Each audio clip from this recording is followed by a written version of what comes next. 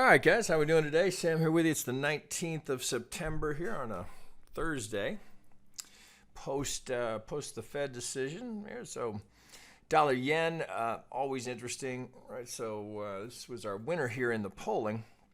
Now I chose this also as a kind of a challenging chart. There's a couple of different ways you could interpret this, so a bit of a chart challenge here. Now, we've been through this many times, so we've seen this. You know, we've probably looked at it a dozen times. So from the 012, or what? Pardon me, that's the 011. Clear 5 goes up. Now this has gotten a little funky here. So you could really interpret this two ways. So we could think of this as an A with a complex B, or we go as I have it here. Right? It could be either. And as far as the next trade goes, I'm not sure. It makes a huge difference here in terms of where the next opportunity for entry here would be, in my view here. So we could go with an A, B, C here. We get the clear 5 coming down here. So we could work this as a W. Then this is, see, we had this one day where we had the kind of mini flash crash here in the yen that's distorting the triangle just enough to make you a little hesitant to put it there. So, of course, ideally, you'd want the D to be shorter than that. Technically, the B is lower, so I'm, kind of allowing for it. Right? E notoriously underthrows here, as you hear me say all the time. So the basic structure of it here looks fairly solid here. We do, right? Ideally, you'd want that right here, right? But we get that wick down here, but it doesn't break that low. So I think you can go with the X here, right? The X being finished. Now, with that said, now this is a daily chart here, but it's a function of if an X, we'd be looking for, and I'm going to make the case that the A is already in. We'd be looking for an ABC. Okay, so what the first issue with that? Well, maybe we go further than that.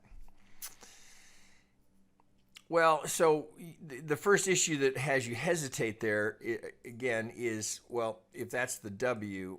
And that's the X, we're going to get that little baby Y wave here. I mean, it's possible. So now let's look at the alternate, right? So let's just put that aside. If it's an AB, then that changes. Let's get this. Oh, shit. Come here. What do I? Oh, here, let's do it. I'll just draw it. A, B, C. Get that. What am I in over here? Okay, we'll go up here to an A. Pardon me. Shit, guys, sorry. That's what I'm trying to do. So this would be the B. This would be the C. All right, bear with me. Okay, so here's our alternate. All right, we treat it as an A, complex B. Now this, so carrying that through, since we do have a motive wave coming down from this pivot, if it's 1, 2, 3, 4, 5, now we're finishing the C wave here, and that symmetry seems to fit a little bit better here. All right, so now we'd be looking at it as A, B, C. That seems to, the symmetry plays better. So it's a little bit of just open to interpretation. So we have to see if we get the 4, 5 here, right? Or do we just end up with the C here? And again, I'm just kind of free drawing here as to whether or not we would get there. So the next trade I would propose to you is on the short side. Let's go from the daily. Let's go down to that 3 hour. Here, all right. So we have, pull some of this off here. Okay, so this, we can get out of here. All right, so we do have, let's get this over here, whether it's an X or a B here, right? So looking at that. So we get this fairly funky pattern here. It looks like we've got an expanding diagonal here to consider. So let me get this wicked off here. So if this is our 1 here, note we do get the slight overlap. So, but we cannot call this anything other than an impulse, right? That is just, I mean, about as good as they get. Can't work with that as anything other than an impulse, right? So we have to, we allow for the overlap here in a leading diagonal. So we get a 5, 3, 5, 3, 5 leading diagonal. Right, so with all of that in place, so then the next thing, just to be sure, you want to check the length, right? So we look here, so 3 longer than 1, then we do the same here to make sure 5 is longer than 3. So we look here, and yep, we're well longer. So we have just the right structure, right? 5, 3, 5, 3, 5, 3 longer than 1, 5 longer than 3. So I'll go with that. Now off of that, now looking up here, so from the start here, whether it's B or E, if we come down to this pivot here, what have we done? Just 50 to the tick, right? So you know, right, I like to think we're well past wondering why that happens. Right, we know exactly what happened there. So algorithms kick in to sell. That doesn't mean that we can't push back up to the 618, but we have this nice trend line here offering this symmetry. So when we get that at the 5, I mean, I don't see any reason why you wouldn't, if you're watching this, already be short.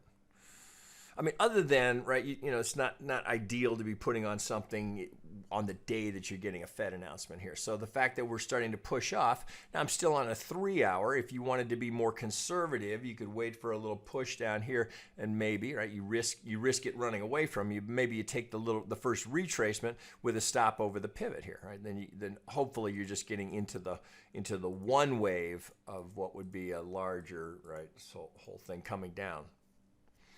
But with that, right, the perfect technical pivot here, the trend line, the pattern, right, it makes sense whether this is ultimately going to play as a 1-2 or an AB, really doesn't matter here in terms of the entry. Now, if we're projecting for where a target would be, well, we can kind of do the same thing. Again, it almost doesn't matter. So we can look at the length of this here, projecting down for, well, here's a minimal target. Here would be the 100. I guess I can get this out of here.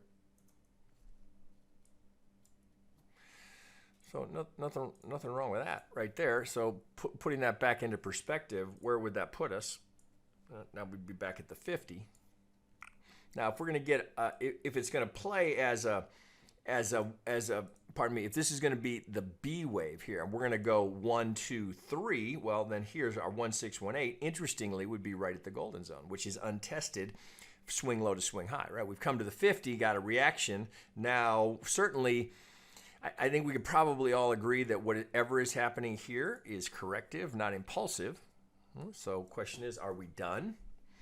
Well, we tag the 50, get the reaction, right? But it looks like the path of least resistance is lower, at least as we look at it here out on the daily, which is where I always want to encourage you to start when you're looking at FX. Number one, the wave count is always much cleaner and clearer out here.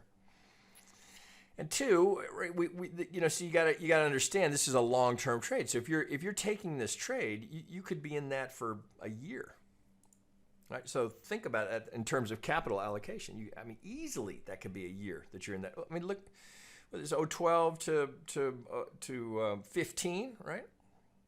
4-year, just a little 3.5-year trend. It's at least a year here. I mean, these are big swings. So if you're going to park some capital there to hold that margin, now keep in mind, but FX broker, you don't have to take a full load there. You could trade it incrementally there and perhaps add along the way. So that's what you're ideally looking to do. If you can get into the retracement here on the daily, and then as it starts to move, maybe you're down to some lower time frames like a 3-hour. If this starts to run, and we get what we're looking for here, which is out of the gate, we're looking for a motive wave. If we're treating this as the B, whether it's 1, 2, or AB, it doesn't matter, right? So either one, we're looking out of the gate, we're looking for a motive wave. Now, even here, the ABC is good, right? So this, obviously that's way too big here, so let's get that down here. So we get a nice little ABC here. So let's just tee it up here. What's the risk reward on this, right? So if we're going to get, come here. Let's get you over here, right? So here would be, if it's going to trade, best case, we're looking for a 3 here. So if you're entering here, let's get the short side of this. You can probably enter right now. Right, again, I wouldn't go very heavy on the first one, knowing that there's always the possibility we get a little launch here and then we're back to test the golden zone, right? So here, right here, structure, right? So if that starts to come down here, that's why you don't want to go huge, particularly on something like this when you're looking for a bigger trade. So I get you 7 to 1, right? Well, it's a function of the stop, right? So if you're going to give it maximum, so let's assume that we got something like this, right? Now we're coming back here. So you got two choices. Either you take the stop here, the small loser, never a bad idea. You can always add again here, same idea. You put your stop over the 65, but look what that's going to do to the risk reward. right? Now of course, you risk not getting it, right? Because if it doesn't do this, which is why you would want to start now or on the first retrace on a smaller time frame, maybe you're down to the 1 hour, 30 minute waiting for that first little retrace. So now here you got 15 to 1, right? Now, but again, right, you don't know that it's going there. Right now, I defer to this, right to the trend line. Now you could, we're far enough away, you want to really tighten that up. But remember, as I've told you guys many times, the hardest part of getting into an FX trade, particularly these long ones, is right at the pivot, right? Because there'll be all sorts of little wobbles, and there will be a real effort. One, because we have a perfect 50, all right? So every FX trader on the globe knows that. So there, I promise you that unless the market is so weak that it just starts to fall, because it's so technical, there's going to be likely an effort to try and get some stops out there, some of the weak hands, which is why what I would suggest you do if you're going to take this trade is keep the size smaller and give yourself more room on the stop. Once it gets away from the pivot, right, then you start to tighten out. Now what you're actually looking to do is add, so that you can get maximum on this. Now if you get that, then the whole thing just kind of tightens down. Right now your stop's here, because if we get to this and you're adding here, you are making the assumption that the pivot is in. Now, right, so it's FX, right? So this kind of thing happens, right?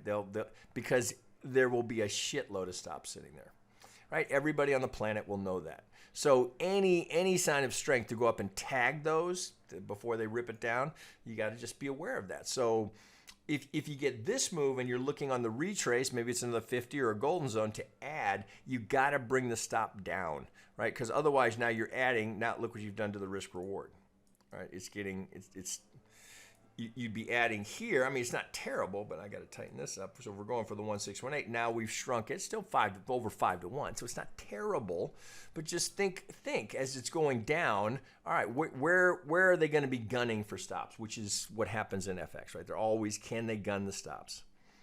You see it all the time. You see these little, I've shown it many times. You think you've got it here, and there's one little pump that goes up. You think it's here. Well, here's a good example, all right? So you think I've got the pivot here. I think I've got it. A great example right here. You see this here? It looks like it's going down up to run the stops that were sitting right there. Run them, and then free falls, right? And they'll typically do that, middle of the night, sometime when the fewest people will be watching. So you think it's here, or you think it's here, and then down they go, right? So you're thinking, I got my motive wave. Here's the retrace. I'm going to go. Here it goes, right? Up to get the stops there. They do it quickly, right? Up, down it goes, right? So when you see that, and then it starts to sell off, often, right? That's all that's happening there. They're just running the stops, right? Which they will do, right? That's their job, right? Their job, take your money, right? Same thing here. So you got to be aware. You got to know the game. So if there's any opportunity, right? So if the market is weak enough, right? That's why, how many thousands of times have I shown you pivots to the tick? So if the market's weak enough, this will end up being a perfect 50, right? And algos will likely, right? We'll just head down towards those targets. But if it wobbles a little bit, right? And there's any opportunity here to drive it up and get the stops, because there will be a boatload sitting there, right? They know that. So stop placement, critical, right? Always when you're first going in, particularly in something like this, if you map this out and you say, okay, I could be in that trade for a year, 6 months at least. Okay, so where's the risk, right? It's always when you're first trying to get in. So my suggestion to you is take less size, right? So if that happens, you're not MFing it, going, God, then you're cursing FX. That's their job. If they can, they will.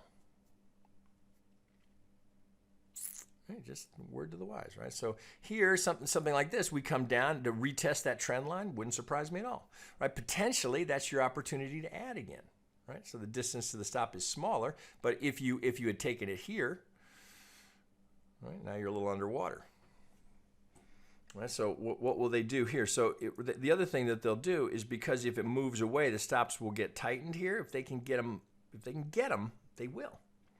So just something to keep in mind. Always, right, move it just only when you get confirmation. So if you get a clear motive wave here, you can start to put, this is where the Elliott wave is so helpful. If I get a clear motive here, I know that I can put my stop, well, maximum, I can put it up just beyond the maybe 90%, right? So I can put a stop way up here. Because if it's going to go beyond the 887, perhaps something else is happening here, and then I've just got this happening, right? Then these guys have taken back control, right? And where are they going? They're going up here. Oh, here. Well, here. Right, here's their target. I can't even see it. So from here, do you see that? Right. So this guy is going to be after that target. You can't even see it. It's right on top of the. I got to move it. Do you see that target right there? Right. They're after that right there. So if this comes down here, if it's a motive wave, your expectation is that what follows is a retrace, and we won't violate that pivot. But right, again, as I've said 1,000 times, algo doesn't give a shit about what you're thinking, what that is in terms of an Elliott count. It's just if it can do it, it'll do that. Still could be an ABC, still could be corrective here. We're still internal. We'd just be going up to the golden zone. So think about that in terms of money management. Would you rather take the small stop here, knowing that if it goes up here, because that's going to be the first, that's going to be the critical pivot you got to get through. It's got to get through that, right, before any of this can get realized, right? So I wouldn't be surprised if we went straight to that golden zone, then retrace. But remember, it's just always happening on smaller time frames. So what happens here, right? If we get that, then right back to the next one. That's right. You see it all the time in every market, on every time frame, every day. It's always, always, always there. So you have to know where they are, right? Or you're just blind to the market, right? So how could this come together, right? So we could go, oh, okay, 1, 2, 3. But until you break this one, it's just algo ping pong, right? Which is all that happened right here, right? We just came right to this 50. Oh, shit, where's that one go? Over here? That one goes down here, right? So this would not be, that's why you see that so often, you'll see this, right? You see it in FX all the time. They'll just ping pong between algos fighting it out, right? They need some fuel, some reason, some event, some news, some report, some banker, some interest rate adjustment, right? Then that drives it past. Otherwise, you just go sideways, right? Between them, you bounce between them, which you can kind of see this out here. Looking at this whole big box. Jeez, can I even get it?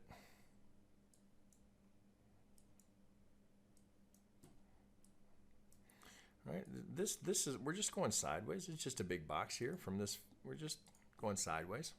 Algo ping pong. Certainly not impulsive, right? It's all just corrective. So within this, I mean, I bet you I could find 100 algo plays in there.